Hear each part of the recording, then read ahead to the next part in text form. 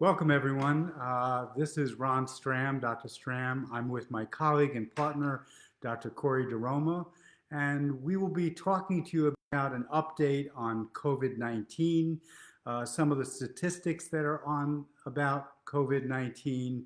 We will talk about the vaccine, and then we will talk about also what is available in terms of complementary treatment that is now being accepted by the mainstream um, concept of medicine. It's a kind of an exciting time in that way because from my experience and being in this field for now almost 20 years, this is really the first disease that I have seen being welcomed. The use of other complementary therapies that include vitamins and minerals and IV therapies that are typically not utilized by conventional medicine.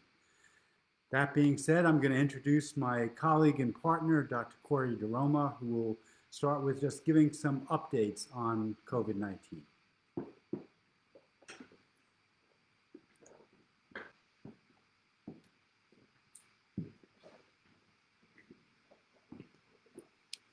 Good evening, everyone, and thank you for joining us this evening. I'm Dr. DiRoma, and I wanted to start with talking about the current incidence of COVID in this country and in New York. It's not going away. If anything, it has gotten worse over the past several months, and there is a vaccine now available, but of course, rollout for it has been relatively slow, and so people are still. It's still very important to work on, stopping the spread, of course, through mask wearing and through social distancing, and that's going to be important as well as we will talk about when people actually get their vaccines. Currently in the U.S., there have been almost 23 million people that have had COVID and 376,000 fatalities. And currently there are 223,000 new cases per day, and that is pretty significant. Over 2,000 fatalities per day, which is really it's more than one fatality per minute currently. In New York, there have been a little over 1 million cases with 39,000 fatalities, and currently we're seeing about 14,000 new cases per day. In Albany County, we've had a total of 14,700 cases with about 108 fatalities, and of course we're new cases every day. And what we're seeing is that it's really affecting our community, our families, our patients. Certainly we're seeing higher infectious numbers, positive tests, and oftentimes recommending treatment or even hospitalization more and more now. So now I'm going to have Dr. Stram sort of discuss the vaccine, really the mechanisms of the vaccine and what type of vaccine that it is, being that it's a mRNA vaccine.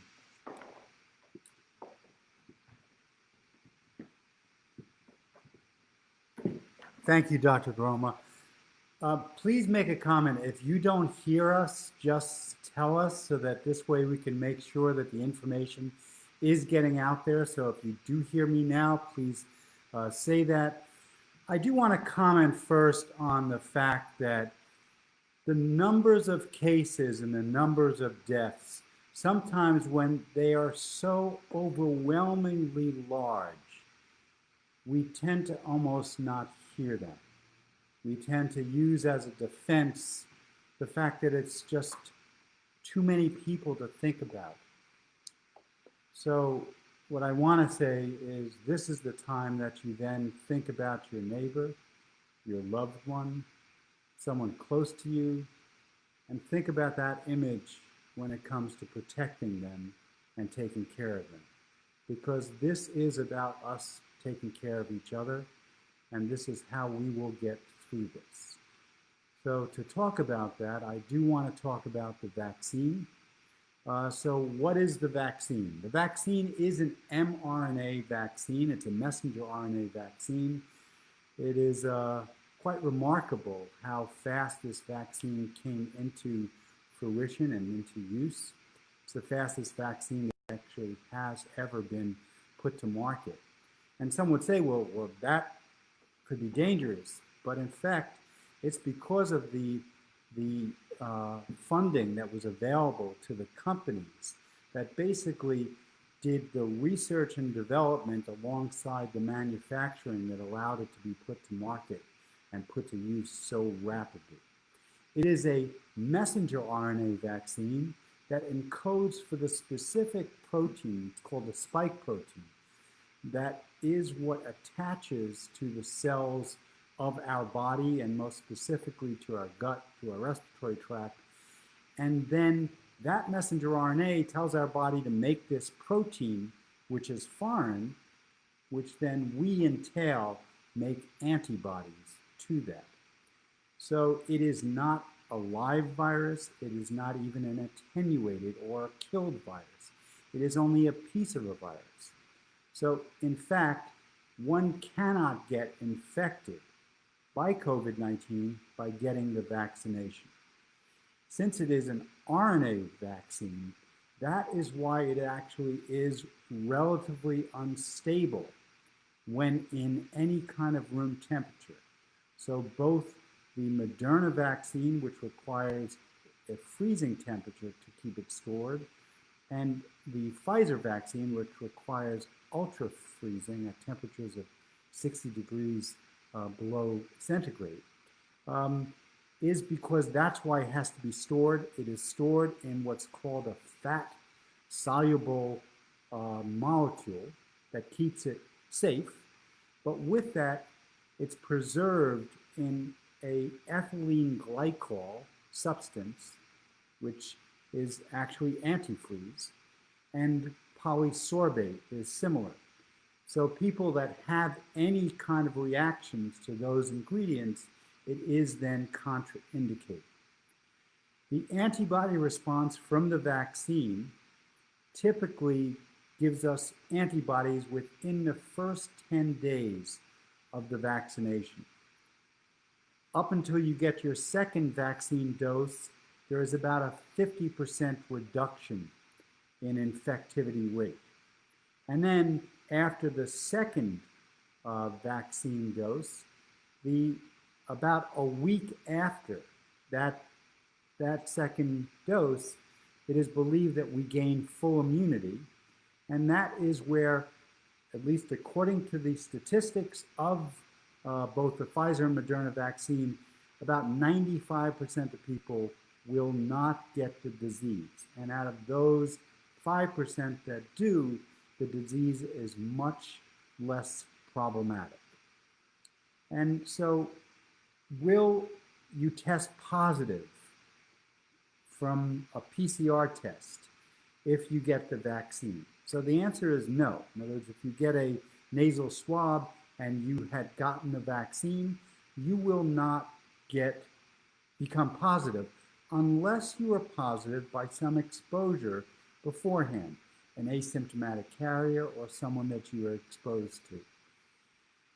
Is one still susceptible to getting COVID-19 after the first dose?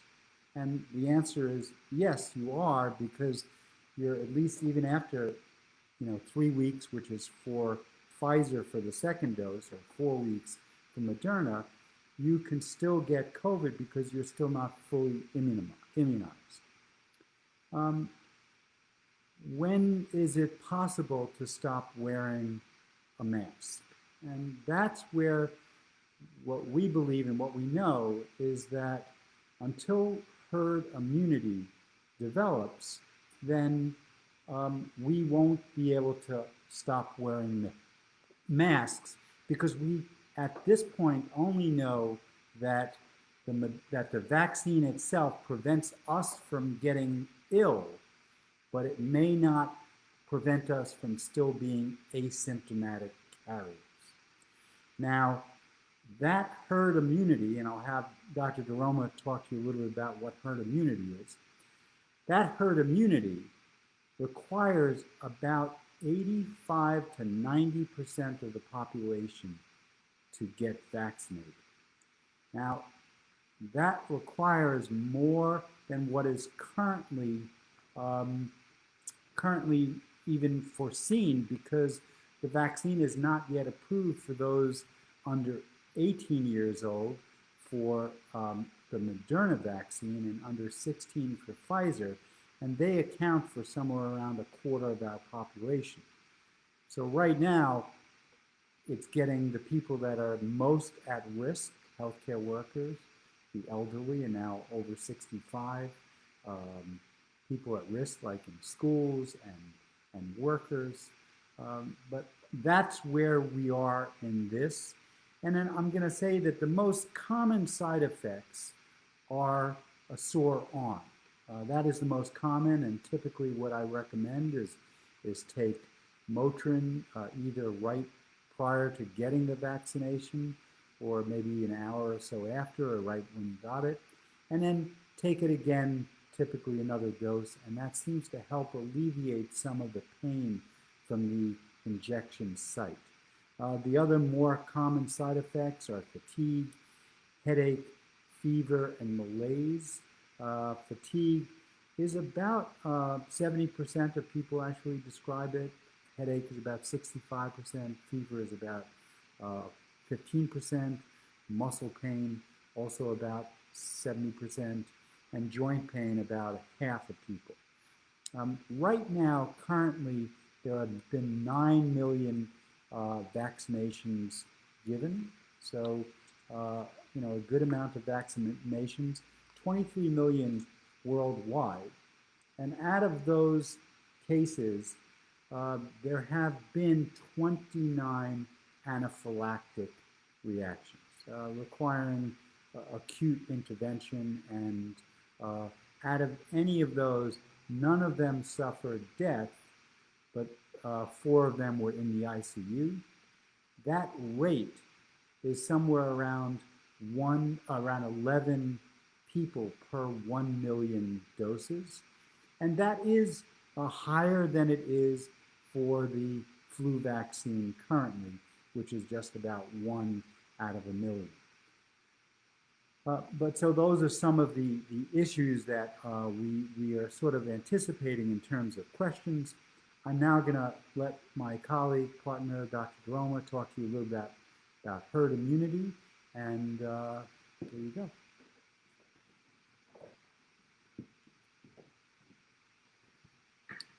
Okay. So yes, Dr. Stram was talking about herd immunity for getting vaccines, and I think it is very important that enough adults get the vaccine, because as he said, the population of under 25 or under 18 years old actually is about almost 25% of the population, and to obtain herd immunity at anywhere from 85 to 90% of the population needing to become vaccinated, that means that almost every adult basically has to become vaccinated, and we may not even be able to achieve herd immunity unless kids actually are able to start getting vaccinated. Now, herd immunity is the concept is that enough people need to be vaccinated so that the few people who aren't vaccinated are actually protected, because there's no way for the virus to actually be able to spread. And when we look at public health and getting vaccines for other diseases that we've developed vaccines for, they look at these types of numbers as well. We've had recently, due to under vaccinations, actually some illnesses actually make a reemergence and come back, and that actually is because if enough people aren't getting vaccines and it starts to drop down, and herd immunity becomes, say less than 80%, say it becomes 75 or 70%, then immunizations actually become less effective, and and infections can certainly break through. Dr. Stram did talk on the adverse reactions to the vaccine, and we think that certainly a lot of the reactions, the anaphylactic reactions, are likely coming from the ethylene glycol or that polysorbate. And again, that's just sort of the capsule around the RNA to help protect the RNA as it gets into our body, so that it can get into our cells and actually start encoding for those spike proteins. There are some other serious adverse reactions, and that's fevers. Grade 3 adverse reaction would be a fever between 102 and 104 degrees, and then a fever greater than 104 degrees would actually require certainly a visit to your local emergency department.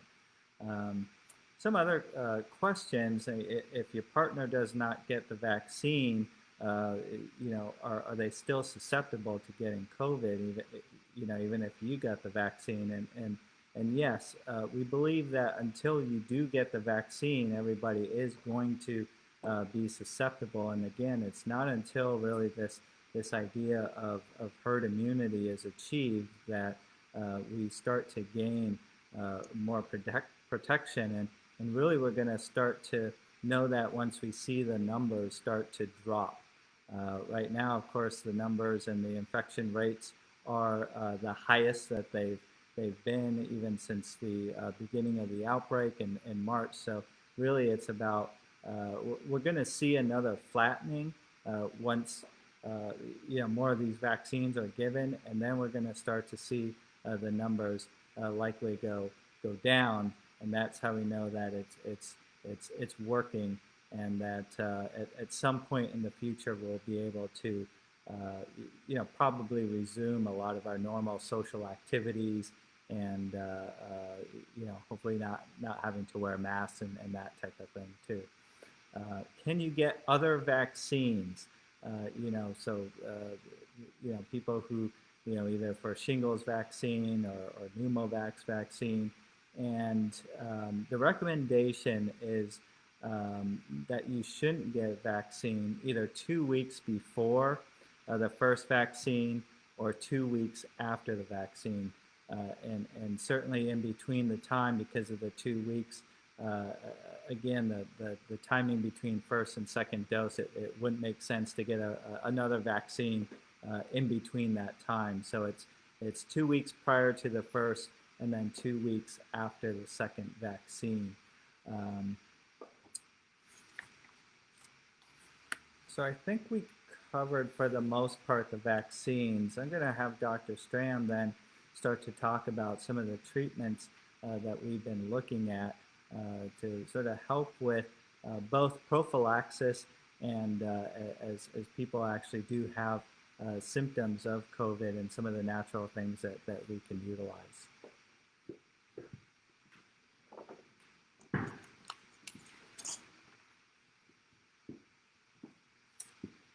Well, thank you, Dr. Roma.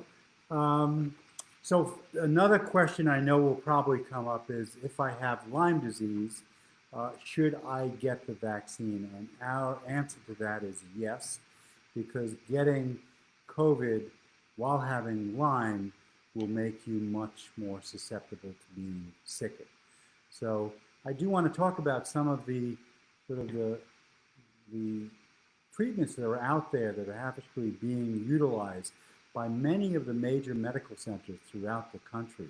Some of this research has been really promoted by Dr. Malik out of the University of Virginia in his use of vitamin C for sepsis, and specifically for acute respiratory distress syndrome. And that's really what is the most deadly aspect of COVID-19. And what's really pretty remarkable about the use of vitamin C is that vitamin C is one, just so that you get up to date on this, vitamin C is necessary for life. It's found in most plants, and most plants actually, and many animals can make it. It's an essential dietary component. But for humans and primates, we've lost the capacity to generate vitamin C from glucose. And we all kind of know a little bit about it. That's a very potent antioxidant. It can react and protect us from free radicals like from the sun. But when we see it in its deficiency form, we see that it decreases collagen synthesis, which is thought to be responsible for some of the effects of vitamin C deficiency, which we see in scurvy, interesting, again, vitamin C affects all the systems. So it causes a loss of teeth. It allows for bruising, poor wound healing. It has a decreased synthesis of neuroendocrine hormones. So hormones that are responsible for really keeping us alive, for blood pressure management. And what we see is that when people have a deficiency in vitamin C, one of the effects of scurvy was that they developed pneumonias that were very, very difficult to treat. And so part of this was that the thought that vitamin C played a major role in its effect on deficiency in people that had gotten ARDS, or this acute respiratory distress syndrome. So what was done was that Dr. Malik and his colleagues started to use it for his very sick septic patients. And his very sick septic patients, they used a combination of vitamin C, thiamine, and hydrocortisone. And in those patients, there was a 30% reduction in mortality, which is remarkable with such a very, common and really very safe vitamin, that it caused such a significant response. The other was the use to a very complementary supplement that's called quercetin. And a lot of people haven't heard of quercetin, but it's the most abundant dietary flavonoid. It's shown to improve exercise performance. It has antihistamine-like properties, anti-inflammatory-like properties, blood pressure-lowering properties, and in fact, specifically with COVID-19, it seems to reduce the likelihood of implantation into the respiratory tract. And so with co-administration of vitamin C and quercetin, it acts synergistically because vitamin C actually helps to allow it to penetrate and absorb into tissues, but vitamin C actually regenerates quercetin, and it's able to block the entry of the virus, and that's the thought, into the lungs, and therefore avoiding replication. And the other is, now I'm going to talk about something you may have not heard about, but I'm sure you've heard of niacin. And niacin deficiency is another vitamin deficiency that, in the early 19th century was defined as pellagra. And pellagra is a niacin deficiency that is characterized by something called the 4 Ds. And that is diarrhea, dermatitis, dementia, and the fourth one is death. So again, this concept of B3, niacin, being so significantly important for modulating the immunometabolic circuits and regulating the immune response. And recent studies have found that a derivative of niacin, which is called nicotinamide riboside, which is seen to reduce in chronic infections and inflammation. And therefore, by replenishing NAD in very deleterious inflammatory responses, such as COVID, it could play a significant role on cell survival and oxygen transport and the development of metabolism that increases ATP and the use of oxygen in ATP. And so that's why we see that not only is NAD such a significant form of therapy, but that's also why we believe hyperbaric oxygen therapy can be so beneficial in the recovery of patients after COVID-19, especially long COVID symptoms with brain fog and respiratory symptoms, ailments. So we believe that it helps to not only recirculate NAD, it improves oxygen delivery and allows for aerobic or oxygen metabolism of blood sugar, which otherwise would not occur. I now will just let my colleague, Dr. DiRoma, finish off on some of the other supplements that we'd like to talk about. And then after that, we will take your questions.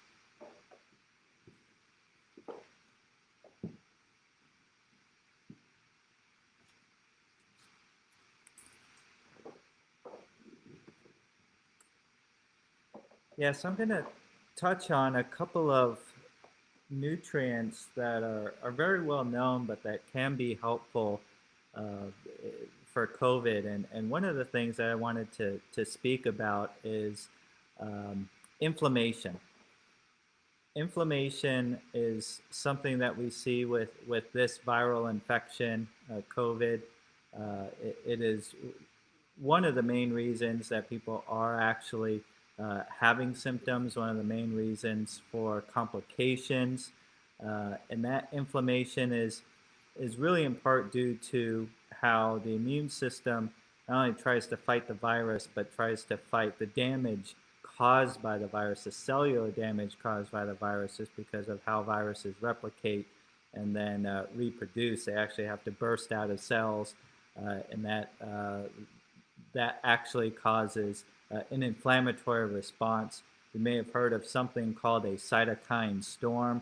And cytokines, what are they? Well, cytokines are actually, they are immune cells. They are interleukins, a tumor necrosis factor. These cytokines actually are designed in our system to help fight infections, typically very small microorganisms like viruses and bacteria. And so what we try to concentrate on with some of our therapies is really by helping to reduce the cytokine production. One of what we've looked at is something called melatonin. Melatonin we've thought of really as helping for sleep, as a hormone produced by the pineal gland. But for many years, it's actually found to be very helpful for cancer, and it's actually over time sort of a therapy that's been utilized for different types of, especially hormone-related cancers like breast cancer. But what we find too is that melatonin is actually produced also in the cells, and more importantly within the mitochondria of the cells. And the mitochondria produce melatonin to actually help decrease oxidative stress through oxidative phosphorylation. So it actually acts as an antioxidant. And it's also been shown to also help decrease inflammation as well. What happens when the cells become hyperinflamed, either immune cells, and they've seen this with cancer cells called the Warburg effect, is that as there becomes more inflammation, the cells actually shift from using mitochondria to produce energy to actually going into aerobic glycolysis and producing lactic acid for energy. That's definitely less efficient, but it provides more immediate energy for the immune cells and also in cancer cells. And so when that happens, the shift from utilizing mitochondria, we actually then get a decrease of melatonin production, which then actually allows for even more inflammation. So what we try to do then is actually try to increase mitochondrial health, and we try to increase, again, that antioxidant activity. Dr. Stram talked about vitamin C, quercetin, melatonin as an antioxidant, anti-inflammatory, and we would also want to try to utilize more energy through mitochondria through therapies like hyperbaric oxygen therapy as well, because hyperoxygenating is also going to help feed the mitochondria and internally help to reduce inflammation and act as a potent antioxidant. So I think right now it's about 7:30, so we're gonna hand it over to some questions from the viewers. So the first question we have is there a detox program to remove the toxins that are in the vaccine? That's a good question. I mean, I think, so the question was, is there any specific detox or detox program to remove any potential toxins from the vaccine?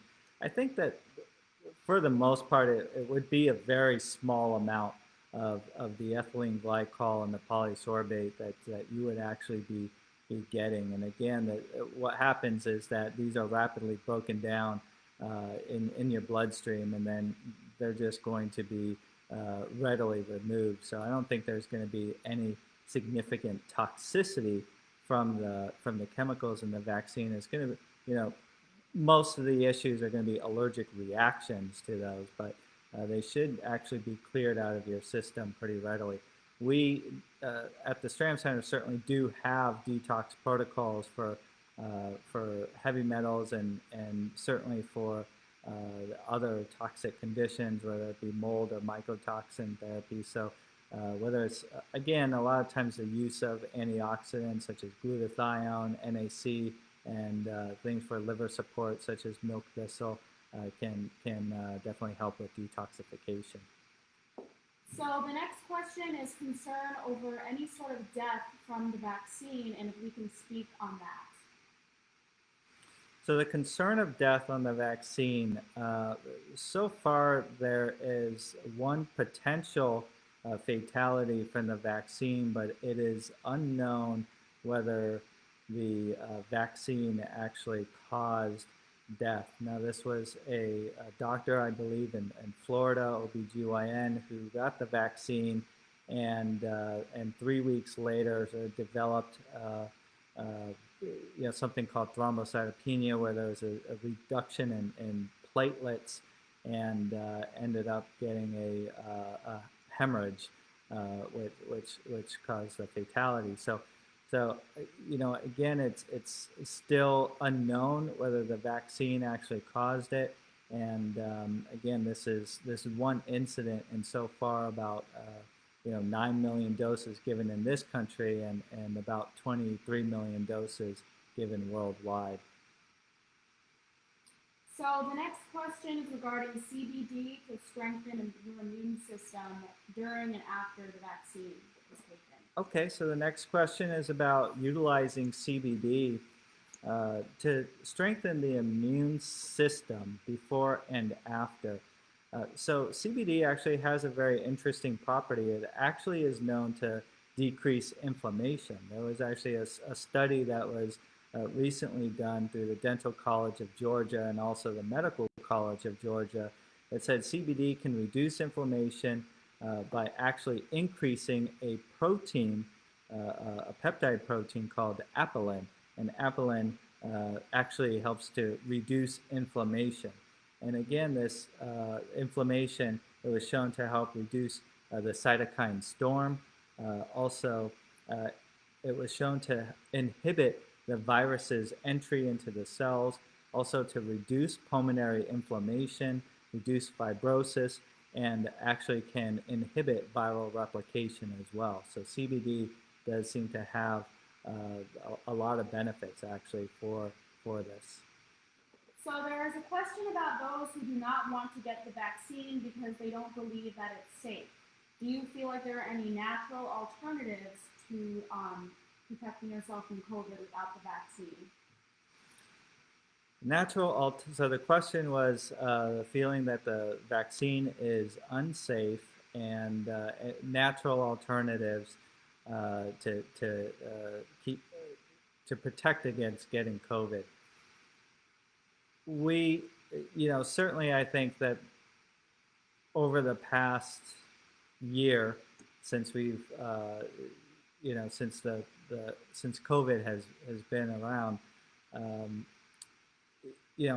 obviously people have tried using natural therapies to stimulate the immune system, but this is a very, very infectious virus. And we don't know from one person to the next who's going to be affected.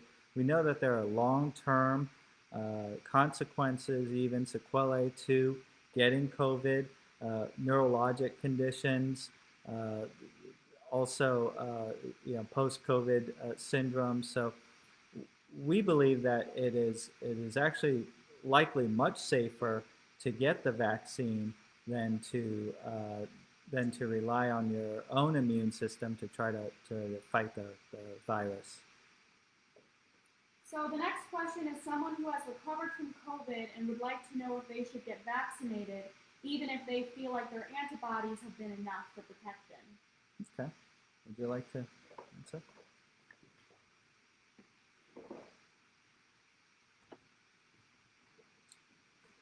All right, so, so the next question is, if you've had COVID, are your antibodies enough to be protected? So the problem is we don't actually know if that is the case, but the recommendation that if you had COVID, that you at least wait about 3 months to become vaccinated after you've recovered.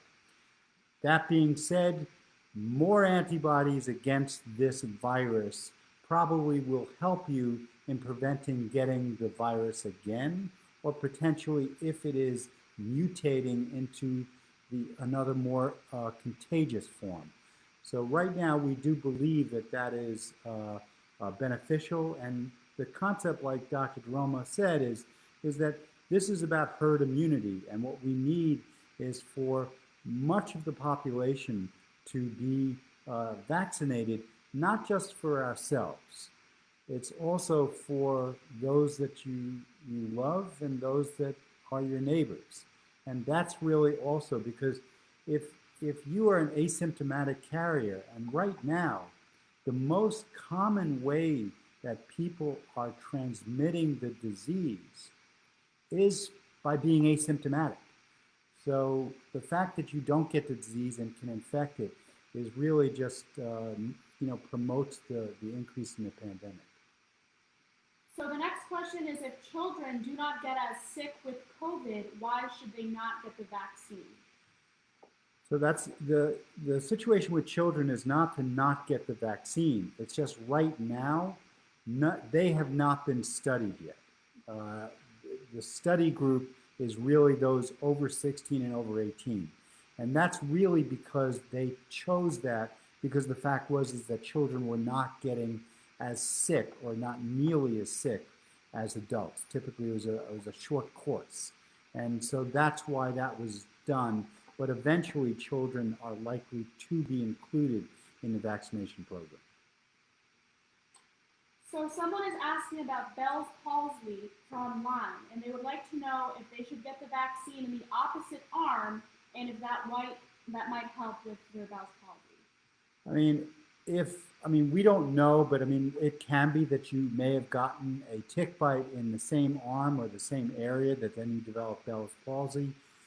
I don't think it's a bad idea to get in the opposite arm just so that it's a potential that you won't get that. But that's not to say that that will still prevent you from getting Bell's palsy. The occurrence of Bell's palsy in the vaccinated group is only, at least what we've read, is about 4 people have gotten Bell's palsy from the messenger RNA vaccine. I think another question was asked about, does it enter into the cell? And a messenger RNA does not enter into the nucleus of the cell because it's an RNA virus. It's an RNA spike protein. It actually doesn't enter in it as opposed to a DNA that would. So the next question is if there are any other vaccines that need to be stored in such cold storage, or if this is the first one of its kind. So I think from what I know, first of all, this is the first messenger RNA vaccine that has come to market. It has been studied for the past 30 years. It's been actively studied over the past 10 years.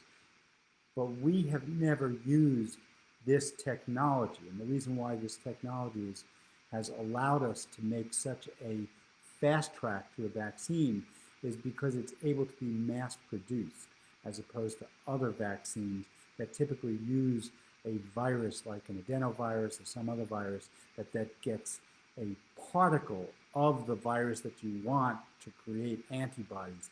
It's a much more complicated process. This is not that it's simple, but relatively simple in its technology. The next question is, how come the vaccine did not include any cancer patients, and if this vaccine could interfere with cancer drug effectiveness?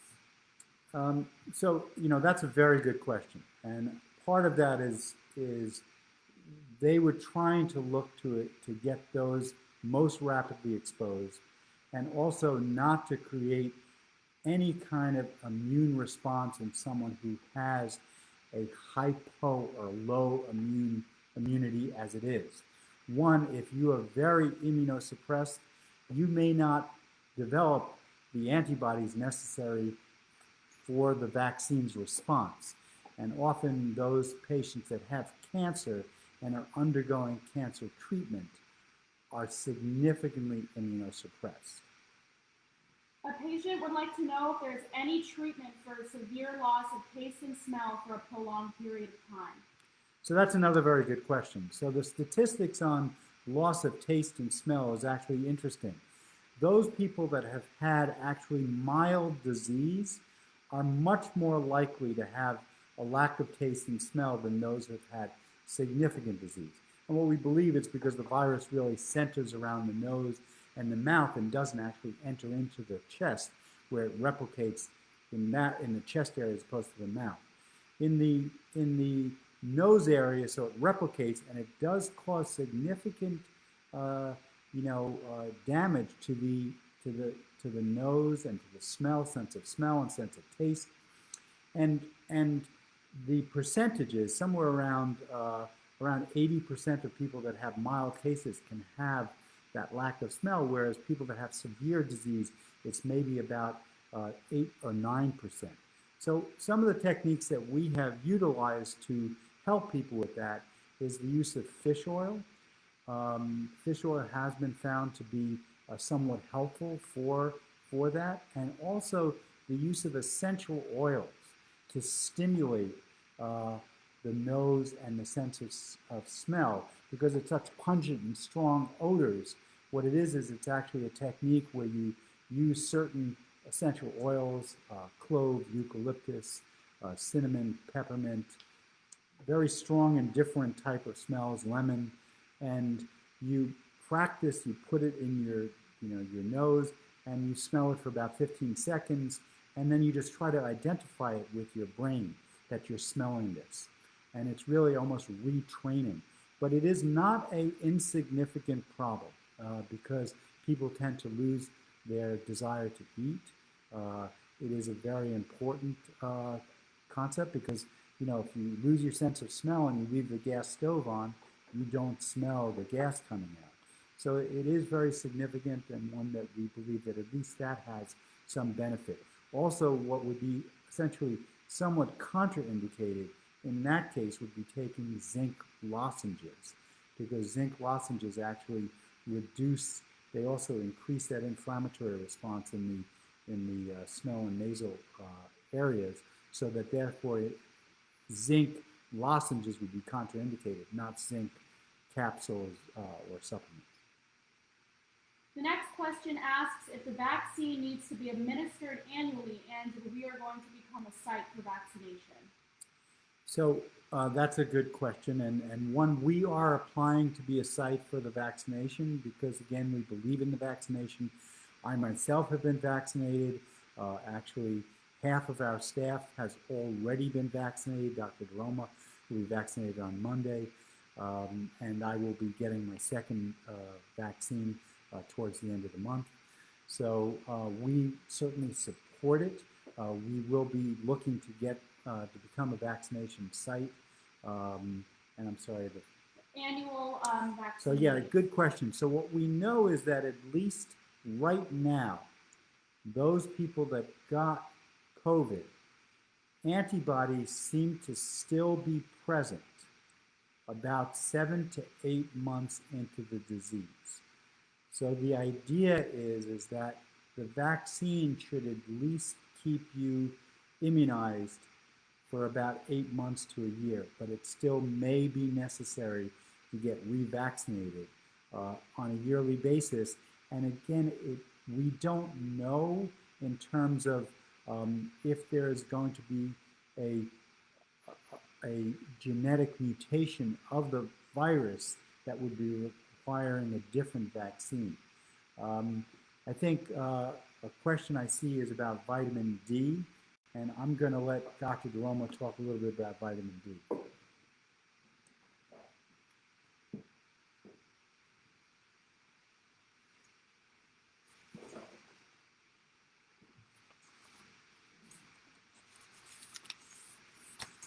So vitamin D, the sunshine vitamin. We like vitamin D, right? Because we know that it is definitely good for the immune system, but why? It actually can help actually reduce inflammatory markers. So again, with COVID, this consistent theme of inflammation, of cytokines, and vitamin D can actually help reduce C-reactive protein, which is an inflammatory marker, also inflammatory cytokines like interleukins that we discussed, TNF-alpha and NF-kappa B, which NF-kappa B is actually a precursor to inflammation as well.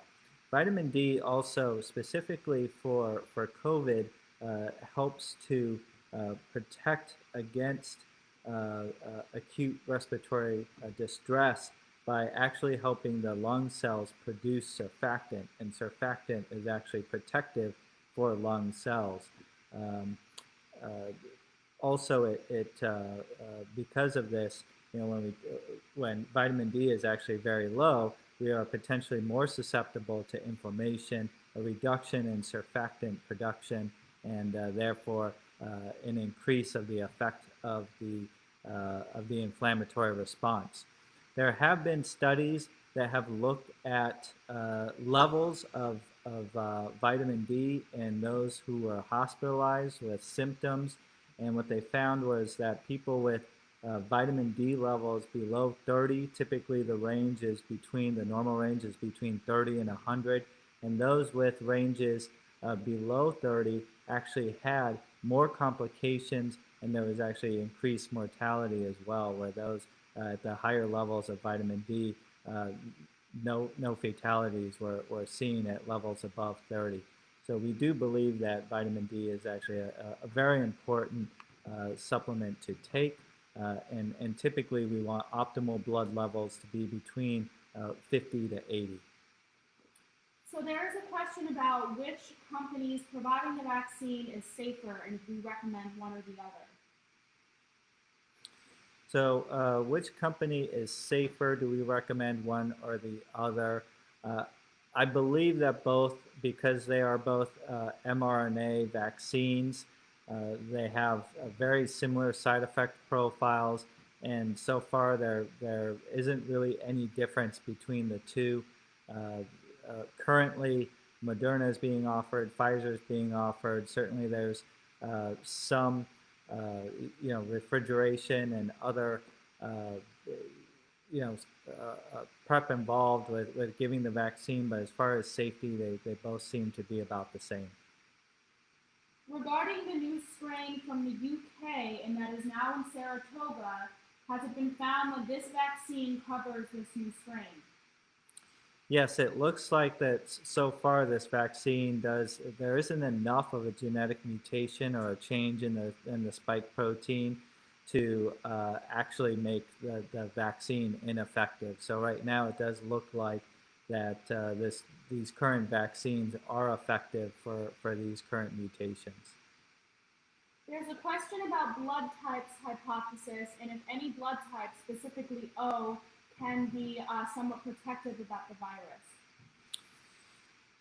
virus. That is certainly possible about blood types and being protective for the virus. And the idea is that really there are antigens on red blood cells, and blood type O doesn't have any antigens. So that may make it to where the blood is maybe not as reactive to the virus. And so that may offer some protective effect. The next question is asking about long-term side effects, and if there's any long-term health side effects from the vaccine? So far, I mean, it's really early on, but we're not really seeing any long-term side effects of the vaccine that have been reported. And again, this is something that's just going to have to be followed for many years now. But so far, there are no long-term effects. Any effects that have been shown with the virus have seemed to be up to 6 weeks, and so far, really not any long-term complications after that time period. The next question asks if we see COVID infections worse in patients with Lyme disease and they look like causing symptoms that look like flare-ups versus COVID. So this is a question about symptoms that are worse with Lyme disease. So again, talking about this common theme about inflammation, cytokine storm, one of the hallmarks of Lyme disease is inflammation. Lyme disease is highly inflammatory. In fact, there are many parallels between what we're seeing with COVID and what we've seen with Lyme disease over the years, and even in how we treat Lyme disease, taking this integrative approach, not only looking at trying to kill the bacteria, but also helping to support the body through the inflammatory and repair process. We believe that due to some of the risk factors such as diabetes, obesity, hypertension, Lyme disease, I think active Lyme disease could certainly be a risk factor because in those conditions, oftentimes people are already undergoing high amounts of inflammation or oxidative stress. And then when you get a COVID infection on top of an already inflammatory condition, then symptoms can definitely get worse. The next question asks if people who have had anaphylaxis should be worried about receiving the vaccine for COVID. So people who have had anaphylaxis be worried about receiving the vaccine. There has been some debate between the CDC and the FDA regarding this. It was considered that if you've had an anaphylaxis history, that maybe you shouldn't get the vaccine, and that would be a contraindication. But depending on what your certainly what you're allergic to, right now they're taking precautions. So the precautions are after getting the vaccine, typically waiting in a waiting area for 15 to 30 minutes. There are paramedics that are typically there to potentially administer any therapy that's needed if you go into allergic reaction or anaphylactic shock. And we also think that potentially pre-medicating would be okay too, like taking a over-the-counter dose of Benadryl to potentially help with decreasing the allergic response. So the next question asks about if you've only had a very mild case of COVID, like a temperature for 2 days, what are the chances of having a long-term effect from the virus, such as COVID lungs?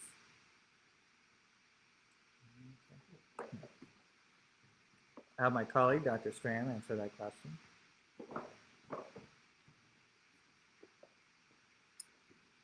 So that's actually a very interesting question, and what we are finding that even people that have had mild cases of COVID can still present with what's called long COVID syndrome. So people that have mild cases can still have long COVID syndrome.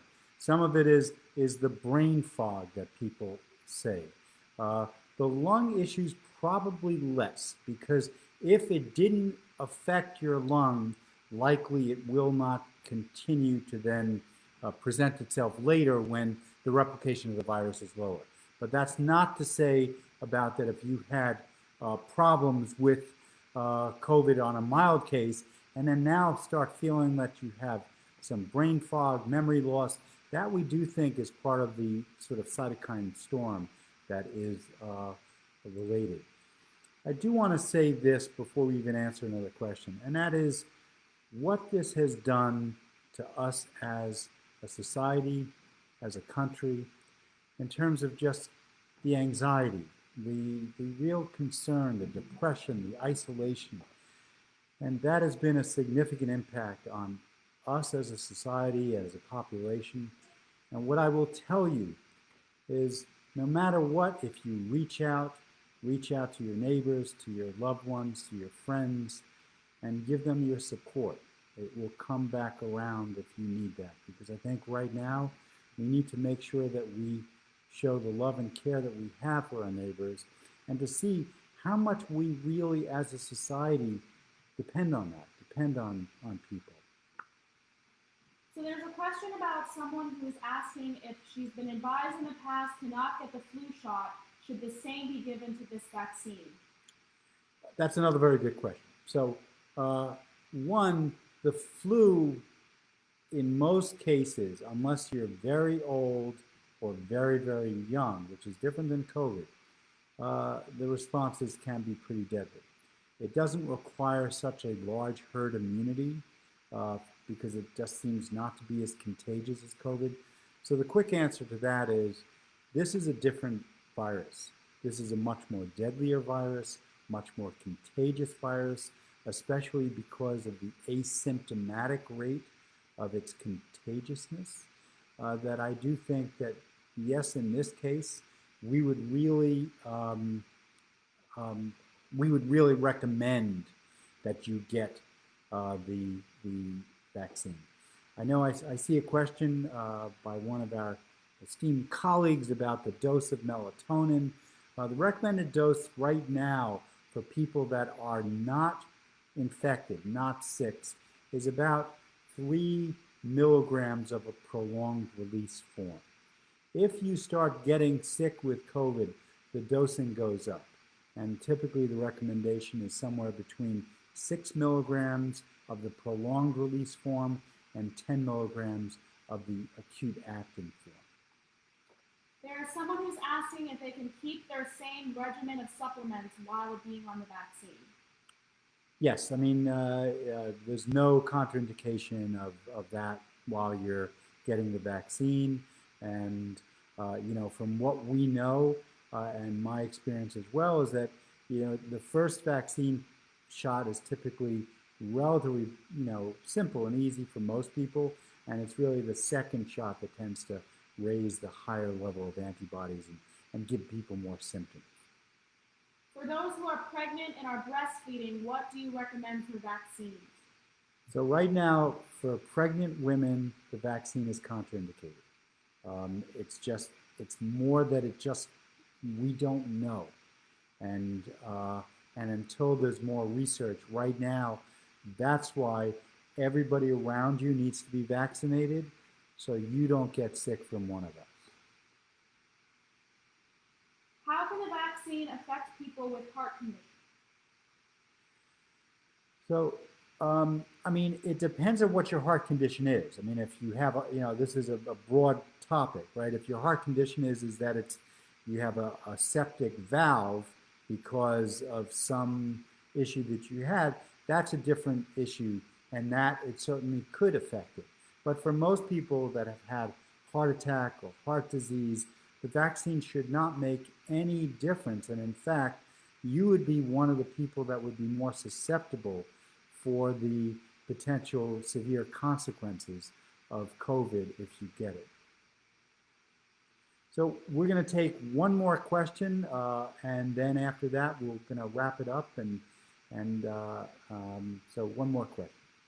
So this is similar to earlier, but for those who are getting vaccinated within the next few months and then get pregnant after, is that potentially harmful? All right, so the question is, for those that are getting vaccinated and may become pregnant afterwards, we don't believe that's going to be an issue because you'll already have formed the antibodies, and your body has a memory to those antibodies, and we'll start making those antibodies quicker actually in the second dose. That's why the antibody levels are almost complete after a week, as opposed to 4 weeks from the first dose, or 3 weeks from the first dose, which only gives you the 50%. So we don't actually see that as being significant. Now, if you become pregnant during the interim between the 2 doses, no one really knows what that effect will be. So I do want to thank you all. It is an absolute privilege to be in this community, to care for you all. It is my life's work. I know it is my colleague, Dr. DiRoma's life work. This is what we do, and we are here to serve you. Let's all care for each other, love each other, and I'm going to let Dr. DiRoma finish it off. Good night, everyone.